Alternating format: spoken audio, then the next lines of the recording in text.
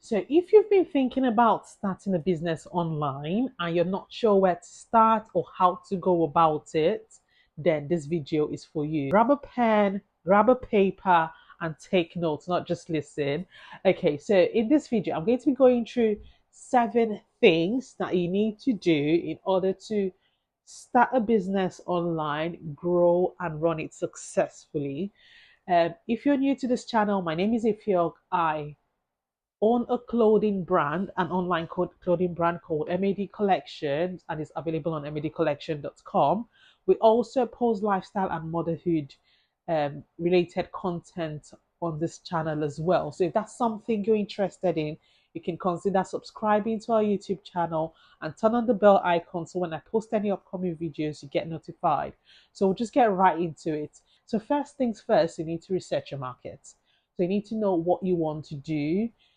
Do you want to do a product-based business or would you want to do a service-based business? Because those are two different things. Now, products is maybe if it's a product you're making or if it's something you're buying from someone and reselling it, whatever it is a physical, an actual physical product, or a digital product.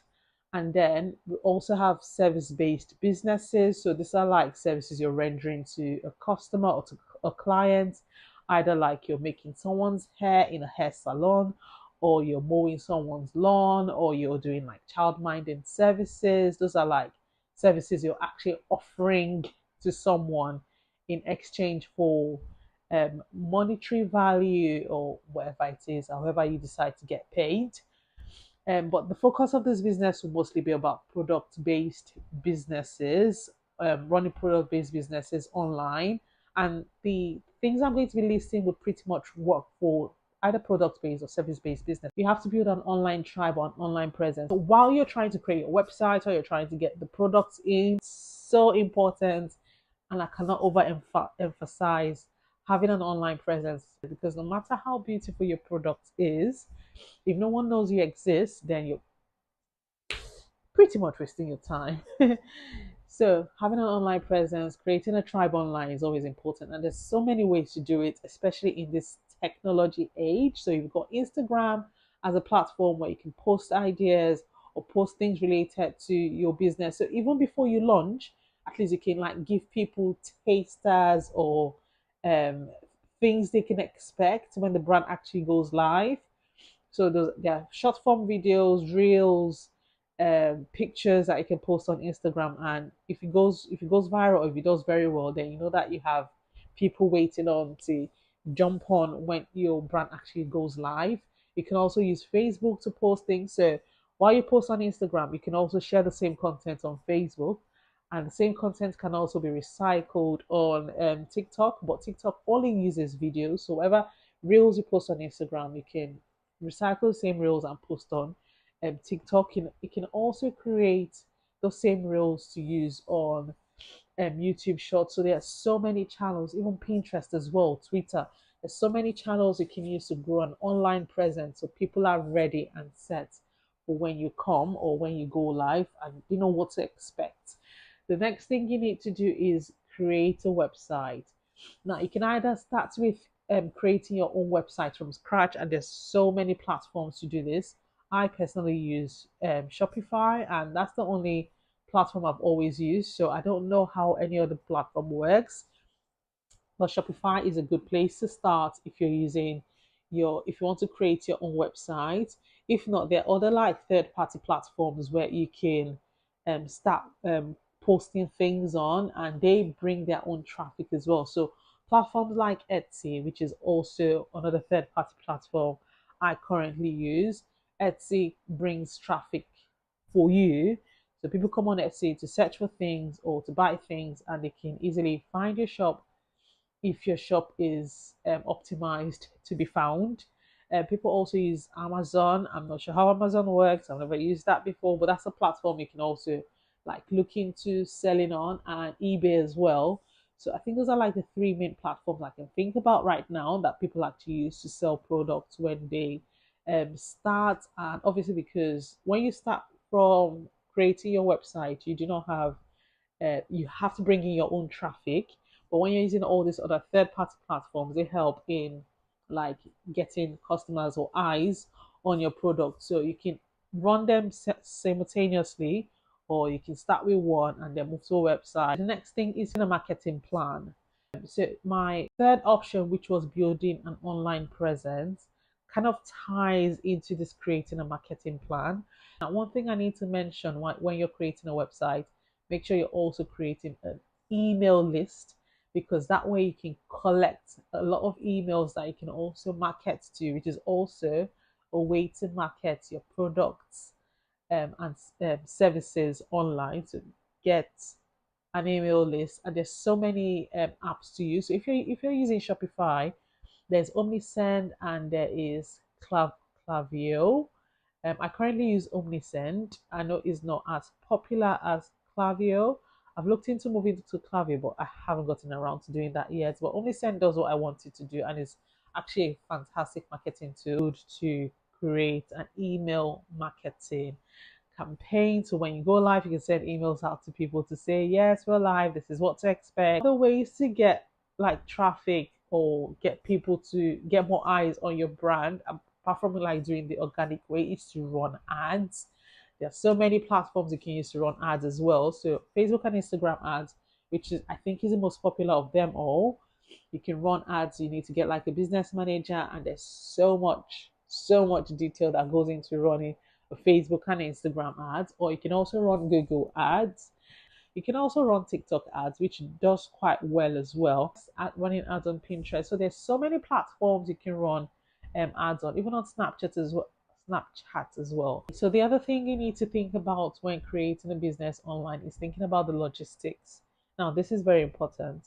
Inventory, um, how you're going to source for your products, where you're going to source them from, how long it's going to take, and all of that needs to be thought about like while you're creating your website. So there are places where you can get things wholesale, so sites like AliExpress or Alibaba, depending on the type of products you're trying to get into the market. Or if it's handmade products, where you're going to be sourcing the materials you're going to be using to make the product. So for my product, I've got tailors that actually make the clothes I sell on my website. So I just design everything. We get samples made before we mass produce them. And that way we're able to like test things out and try things out before things go out into the public. So those are things you need to think about. Next thing you think about is shipping. Now, where do you want to ship your product to? Where are your target audiences? Would you want to be able to find your product and order it and ship it? My best option will usually be ship worldwide if you can, because that way you're able to get more people to order your things. And then when you're running your ads, you also need to know target audiences. Is it worldwide or is it in a particular location? If it's a service-based business, then it makes sense to like do it in a particular location within X amount of miles. So when thinking of shipping, there's so many companies or couriers you can use for shipping. So in the UK, we've got like so many shipping options. I usually use Royal Mail for local shipping, depending. So right now, I use UPS. I've tried using DPD in the past. Again, it was a headache. So I've left that as well. So currently working with UPS, and so far so good. They've been really up to it. I use them for my local shipping, at least 85% of my local shipping, and I also use them for my international orders. Actually, all of my international orders. I used to use DHL before, but their prices went from just like flew up, and I'm like, no way, I'm not doing this. When it comes to shipping as well, you also need to think of the items you need to send the items. So what you need to send the items to the customers. So like shipping packages, weighing or measuring scale, so that everything is done nicely. And most couriers would usually have online platforms where you can go and fill out all this information, and they can also come pick it up from you, so you don't even need to go anywhere. Pick it up and then deliver it right to the customer's address. So those are things you need to think about. Launch that product. I think that is one place where people actually like take their precious time. Obviously you want a product that would be like say perfect, but you also want to be able to just try out. Even if you want to start with one item, just start with one item. So when I started my brand, I didn't have this many products. I started with making, and I used to make the products myself then. So I started with making just skirts, and they were midi skirts, circle skirts, gathered skirts. It was just skirts. We started with skirts, and then we saw how the market was moving, testing things out, changing things. That's the thing. Just when you start, you're able to make so many changes, and don't be afraid to make mistakes. You cannot be perfect when you start unless you have like all the gurus in place working for you as soon as you launch the business.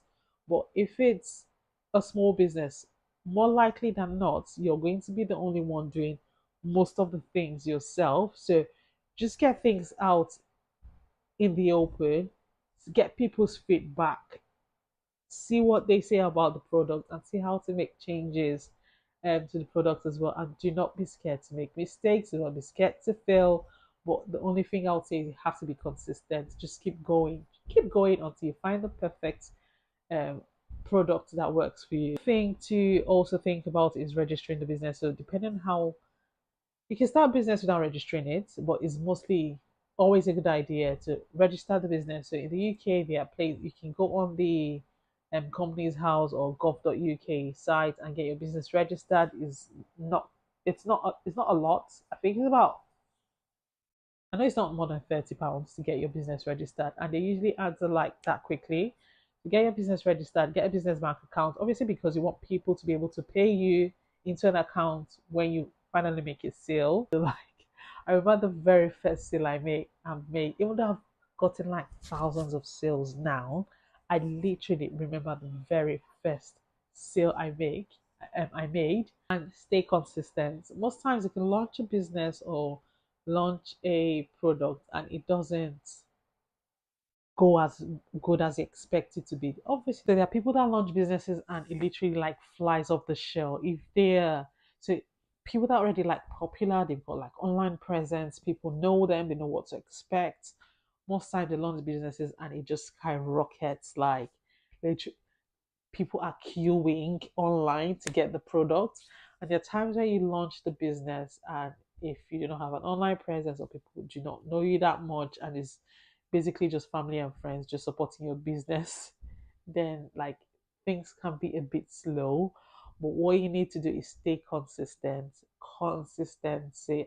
I cannot overemphasize the importance of being consistent with your online presence.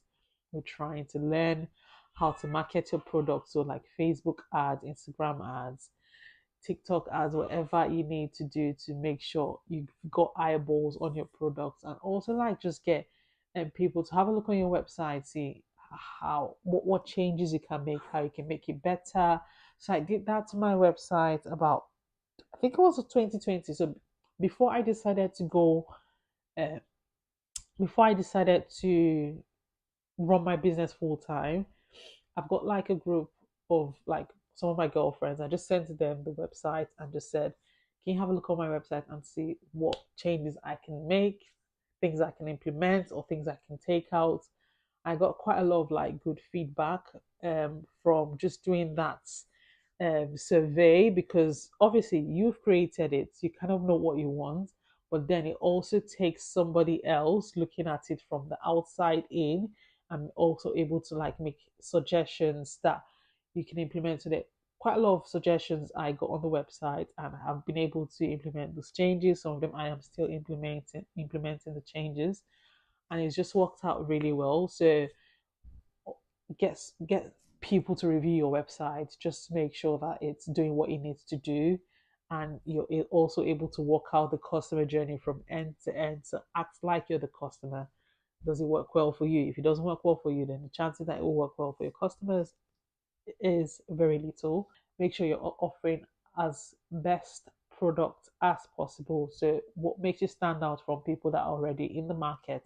Because most of the times you see that the product you're trying to offer, it's not coming from the moon, it's not falling off the sky.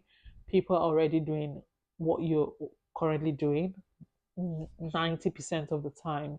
So you need to think about what you can do to make your product stand out or be a bit different to what is currently on in the market. So yeah, that's it guys. So hopefully you've enjoyed the content of this video. If you have, please give us a like, thumbs up, subscribe if you're not already subscribed, and turn on the bell icon so you get notified when I post any upcoming videos in future. And I will see you guys in the next one. Take care. Bye.